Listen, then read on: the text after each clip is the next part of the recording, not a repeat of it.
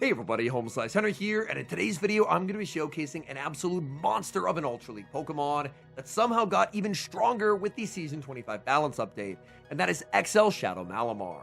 Malamar already had amazing neutral matchups in the Ultra League, so getting extra damage on Foul Play takes an already scary Pokemon and makes it even more frightening.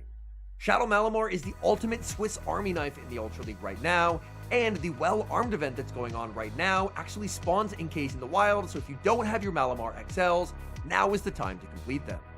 So without further ado, let's hop into the matches, and in game number 1, we lead Shadow Malamar into Fortress.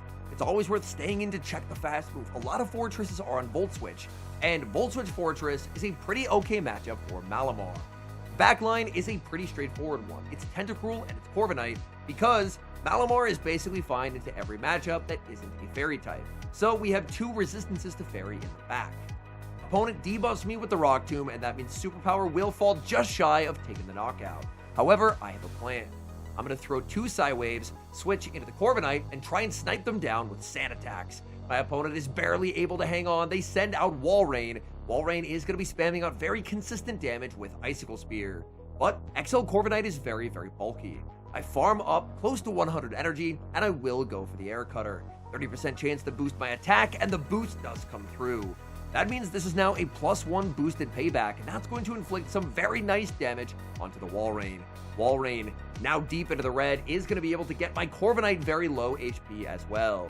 I'm going to look to bank some energy, switching into Tentacruel as they fire off the Icicle Spear. Now we have Charge Attack saved everywhere, and my opponent reveals their final Pokemon is Shadow Dusknoir. This matchup right here is where Tentacruel's new charge attack of Payback will come in handy, because I can go for a Scald Bait, but my opponent cannot risk getting one-shot by Payback, so they will have to put up the shield.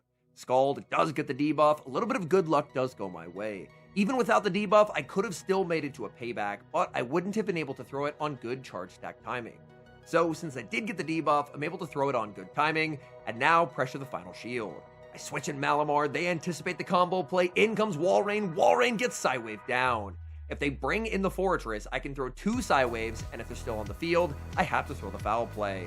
Two Psywaves do not KO the Fortress, and I'm forced to go for the Foul Play. Foul Play will take the knockout, back in comes the Shadow Dusknoir, and look at this damage. Shadow Malamar, newly buffed Foul Play, KO Shadow Dusknoir, and that's a good game. Hopping into the next match, leading Shadow Malamar into Regidrago, the battle of the neutral matchup monsters. Both these Pokemon are absolutely terrifying in neutral matchups, but Shadow Malamar actually has a slight advantage due to this buff to Foul Play. Because of this new Foul Play damage, as long as Shadow Malamar correctly shields at least one Dragon Energy, it should be able to Psywave down in the twos. I'm going to throw energy right before they get their move, and they make a sensational catch, catching the Foul Play onto Empoleon. That's a beautiful read from my opponent, understanding I'm never going to be throwing a superpower at a low health Regidrago, and instead getting a free switch and a catch onto Empoleon. Empoleon will shield up superpower, I bank some energy and send in Tentacruel. Tentacruel is going to be a nice damage sponge, as my opponent is forced to go for Drill Peck, and Tentacruel, it's been a while since I used it in the Ultra League, but my goodness, is it a monster. Regidrago does have enough energy for the Dragon Energy, and I decide to invest my final shield here. I farm up to 100 energy, and I'm going to go for a full undercharge. I want to try and exit with as much energy as possible, and the undercharge gives me 2 extra acids worth of energy. I know my opponent is loaded on the Empoleon, so when they bring it back in, I'm going to be switching into the Corviknight. This should be a catch of a resisted Drill Peck. It is the Drill Peck catch, and that is very, very good for me, because that Empoleon, you can see, they had so much loaded energy. There's the Hydro Cannon landing. That's some pretty sizable damage onto the bulky XL Corviknight. Corviknight looking for a farm down, but my opponent is able to hang on and make yet another Hydro. I'm now deep into the red HP. The question is, can I get the farm down? No, I cannot. I'm forced to throw the Air Cutter, and they read it again, now with a catch onto Shadow Scizor. In this moment, I do make a misplay. I thought that I could make double Air Cutter, but I could not, so I should have just gone for the Payback. They end up no shielding. I send in Shadow Malamar, and these Psywaves, even though they're resisted, are adding up quite a bit. My opponent will get a farm down, but they just can never do enough damage to Tentacruel, so in comes Tentacruel. I fire off the Scald. Opponent just doesn't even bother throwing their charge attack because they know this game is over. In comes Empoleon. Empoleon gets acided down, and that's a good game. We've got a battle of Shadow Pokemon in the next match as my Shadow Malamar leads into Shadow Talonflame.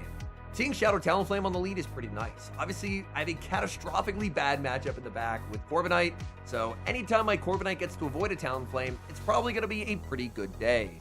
We're going to trade shields in this initial lead matchup. My opponent, they fire off the Flame Charge, hoping to try and boost through Malamar, but that's just simply not going to work. Malamar almost at the back-to-back foul plays. My opponent will be forced to undertap, or they would have just gotten KO'd. I have to watch for a potential snipe attempt. There it is, in comes Guzzlord, and I'm able to react in time and connect with the superpower. I got amazing value out of that Shadow Malamar. I got the Talonflame basically into the red HP. I got through most of a Guzzlord's HP bar as well. Now I get to send out Corviknight. Corviknight is more than happy to deal with the Brutal Swing spam from the Guzzlord. As normally Brutal Swings, they don't do a ton of damage, but they can add up quite a bit over time. But Corviknight is very comfortable absorbing Brutal Swings, but I will now fire off the Air Cutter. Air Cutter is going to connect. I get the boost. Out comes Licky Licky. And considering that I now have a +1 Corviknight, I'm absolutely going to be staying on the field. Payback lands. That's a boosted payback as well. So that shows just how bulky XL Licky Licky is, as even a boosted payback does not even do 50%. Shadow Ball lands, getting Corviknight low, but not low enough. Corviknight able to make the payback. Payback is going to be getting Licky Licky very, very low. Looking for a farm down. There's the switch into the Talonflame, but I'm able to make the boosted Air Cutter. +1 Air Cutter, just enough to take the knockout, and I get boosted again. Back in comes Licky Licky. I snipe down with the Tentacruel, but not before they make a last-second charge attack. It is just going to be the Body Slam. All that's left in the back is the low-health Guzzlord, which I can acid down with Tentacruel and secure the win. Shadow Malamar versus Runerigus in the next match. This is an unbelievably good lead for Malamar. Malamar gonna farm up, go for the foul play. Opponent makes a very nice prediction and a catch onto Togekiss. Unfortunately for Togekiss, I have a very good answer to it, as in comes Tentacruel. Even if they have Psyshock, 2 Psyshocks will not be enough to 2-hit KO, so I'm always going to be letting this go, and the fact that they Aura Sphere tells me they do not have Psyshock. They're on Dazzling Gleam Aura Sphere, and if that's the case, this matchup is absolutely catastrophic for the Togekiss. Togekiss is barely able to escape that matchup. Back in comes the Runerigus, but Runerigus is about to get absolutely overwhelmed by this damage. Scald number 1 is going to land. Scald number 2 gets the shield. There's the snipe with the Shadow Malamar. Shock and awe, charge attack after charge attack, and they go from a full health Runerigus and 2 shields to a deep red Runerigus and 0 shields in a split second. Shadow Malamar can't quite get the farm down. The debuff from the Rock Tomb helps the opponent hang on, and I will go for a double shield on the Malamar. My opponent sends out Credilli as their final Pokemon. There's a catch attempt onto the Togekiss that they do not get, and this game should be over. I'm already at -2 on the Malamar, so I will fire off the Superpower and then go for Superpower number 2. If I don't have to show my third Pokemon, then I would prefer not to. I try for a catch onto Tentacruel, and my opponent's not going to let that happen. They farm up. At this point, I've lost count. If they have back-to-back Rock Tombs, then I'm going to have to show my third, but they were 1 off. Back in comes Malamar. We win Charge Attack priority. Who needs a Corviknight? As just Malamar and Tentacruel 2v3 to take that win. Great lead in the next match, Shadow Malamar into Unova Stunfisk. This is actually a losing matchup for Shadow Malamar in the Great League, but in the Ultra League, this matchup is pretty good, and that's because Malamar can actually survive 2 Mud Bombs and all the Thunder Shocks. Malamar gonna farm up right before they make their second Mud Bomb and go for the Foul Play. Foul Play does do pretty nice damage. Out comes Ludicolo. I'm gonna bank energy and send out Tentacruel. Tentacruel is going to be able to absorb these Astonishes pretty comfortably, and Payback is going to hit for some very nice solid neutral damage. Payback lands, getting Ludicolo very low. Ludicolo is now at 100 energy. This means they're 1 Astonish off a second Leaf Storm. Leaf Storm lands, and we do get the farm down. They don't get their move. In comes Stunfisk, and my opponent accidentally plays to a CMP tie that they do not win. Tentacruel doesn't quite take the knockout, but the damage is done, as this Stunfisk is now at 1 HP. I send in Malamar. In the back is Shadow Walrein, and Shadow Walrein is just going to get overwhelmed by the offensive pressure of Malamar. Walrein, no shields, trying to call a bait, but unfortunately there's just no way out. Foul Play is going to be shielded. Malamar is going to make 1 final Foul Play as well. Shadow Malamar was just so much fun today. This Pokemon's offensive output is incredible. In comes Corviknight. We sand attack down everything and take home the win. Tricky lead in the next match, Shadow Malamar into Fortress. Again, we're checking the fast move, and thankfully, once again, it is Volt Switch. If it was Bug Bite, I'd be immediately safe switching into the Penta.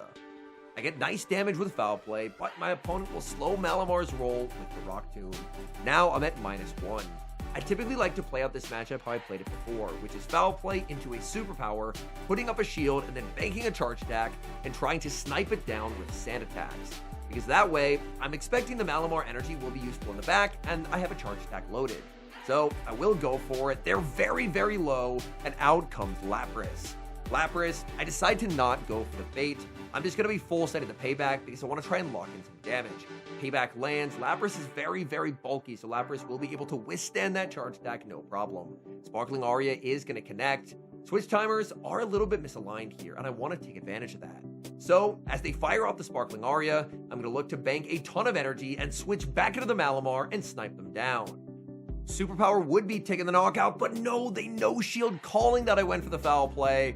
And just like that, I did not get as much of an advantage out of that energy as I was hoping.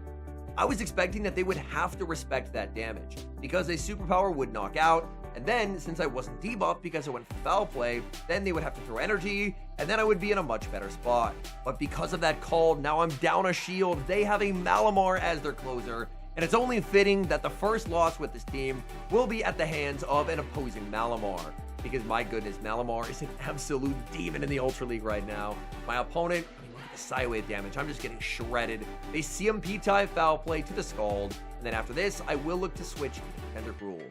Scald does get no shielded. I get the debuff. I stay in, thinking I could farm down, but I could not, and that's going to cost me. Had I switched instantly, maybe there was a chance. With the debuff, I thought for a split second maybe I could acid down, but I was mistaken, and my opponent will take the win. We've got some crazy spice on the lead in the next match, leading Shadow Malamar into xerneas. Xerneas, obviously with Geomancy getting a massive buff in damage from 4 to 8, is very much improved this season. I've seen quite a few in the Master League, but this is the first Ultra League one that I've seen. I did actually see a few Yveltal in the Ultra League as well, so it appears people are doing quite a bit of testing in this season to see can some of these Master League Pokemon compete in other formats. Scald is going to be shielded up by the Swampert. Here, I don't even know what happened. I don't know if my internet went out or what, but I just completely missed an acid that I should have got. My opponent pivots into Kyurem, and Kyurem is going to have a very tough time up against the Shadow Malamar. Malamar going to be hit with the Glaciate. That does quite a bit of damage and debuffs me, but I can farm up just shy of the back-to-back superpowers. Superpower number 1 is going to be connecting, devastating damage, and Malamar gets that farm down. Back in comes the Xerneas. Xerneas will get the Geomancy down, but not before I leave with a parting gift of a superpower. Now they're pretty low. I can bring in the Tentacruel, and Tentacruel is going to be firing off Scald. Scald is going to be shielded. In comes Corviknight. They're going to be sending in Swampert. I know Air Cutter won't knock out here, but I just want to lock in some damage. Air Cutter is going to land. No boost this time from Corviknight. And the Swampert did save a bunch of energy from earlier. Swampert fires off the Hydro Cannon, immediately followed by Hydro Cannon number 2. But I know that I can just save shields for the charge attacks from Xerneas. I will get the full sand attack down. Xerneas should be pretty close to a charge attack here. I believe they stored quite a bit of energy. I don't think they've thrown a single charge attack this entire game. So for the nail in the coffin, we're getting the catch back onto the Tentacruel. Tentacruel absorbing that close combat. In comes Corviknight. Corviknight loses charge attack priority. So no 2-shield flex this time. We will be putting up the shield as Xerneas goes for the close combat. And Air Cutter will easily be more than enough to knock them out. Pretty cool spice pick from my opponent, and we get a last-second boost as we take the KO. Bumping into the final match, leading Shadow Malamar into Empoleon. Pretty nice Pokemon to see. The entire team does well here. Opponent tries for a catch of a superpower onto Cresselia. A very risky catch attempt. And now Cresselia goes from a bad matchup to an even worse one as out comes Corviknight. If there's any silver lining for my opponent, it's that both of these Pokemon are so bulky that Cresselia is usually able to stall out this matchup and pivot out eventually. But unfortunately, to do so, they're going to have to throw so much energy. They can't really do anything. They can fire off Moonblast after Moonblast, and Corviknight just will not care.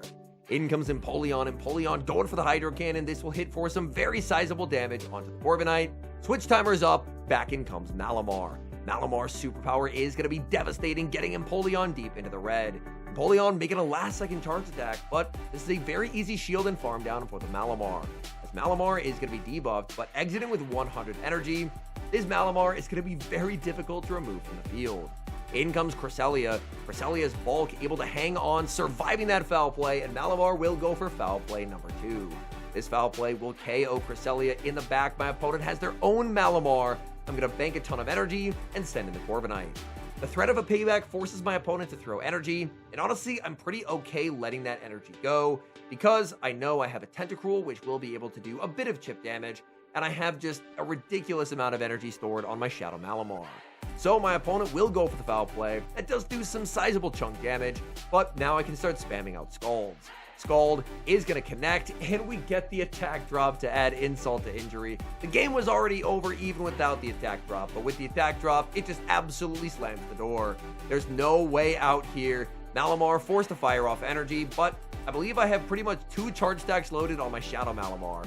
So I get to send in the Shadow Malamar, few side waves more. We're at the back-to-back foul plays. Foul play KOs my opponent's Malamar, and that's a good game. Man, this Ultra League meta this season, I think it is so much fun. Seeing way less belly bolts than last season is a big plus, and I feel like a lot of the Pokemon that they buffed end up being very dynamic, very flexible Pokemon. I think this is a way more enjoyable meta than last season's Ultra League, and I honestly liked last season's Ultra League quite a bit, so this is very glowing praise. I thought last season's Ultra League meta, with Kyurem and Pokemon like that being very flexible, Florges, Corviknight, I thought it was a really enjoyable meta, but periodically those Belly Bolts would show up and kind of ruin the fun. Well, it seems like Belly Bolt is pretty much extinct. There are a few people who are still trying to make it work, but it really seems like Belly Bolt, it's really lost a lot of what made it great, and that was the fact that with Thundershock Belly Bolt, it just won every neutral matchup. And now it can't do that quite as consistently because it lost its pacing. So people are branching out, trying other things, and I think the Ultra League meta is healthier as a result. Shadow Malamar, oh my goodness. I mentioned at the start, but if you're watching this video within the first few days of it being released, then the well-armed event is still going on, and that means there's in-case spawns everywhere. It's so worth getting these Shadow Malamar XLs, because Shadow Malamar, the combination of pacing, damage, it's unbelievably flexible in this current meta, and I think it is an absolute top meta Pokemon. I also do want to praise Tentacruel, because Tentacruel had really fallen off over the past few seasons, but man, with Payback, Tentacruel is so back. Payback gives Tentacruel a move to be able to hit Empoleon, which is actually a really, really good matchup for Tentacruel to now actually do very, very well in. Because Empoleon, it can throw Drill Peck after Drill Peck. We saw earlier in the video, it just doesn't really do a whole lot. Payback also gives it massive damage into the ghosts that were previously very difficult because of the acid resistance. So I think Tentacruel is also incredibly strong. Shadow Malamar was definitely the star of the show today, but don't count out Tentacruel, as Tentacruel is an incredible Ultra League Pokemon as well. Anyways, thank you guys so much for watching. If you're enjoying the content, make sure to leave a like and subscribe to the channel if you haven't. And an extra special thank you as always to our channel members here on YouTube. You guys help support what I do, so thank you guys oh so very much. And until next time, I've been HomeSliceHenry.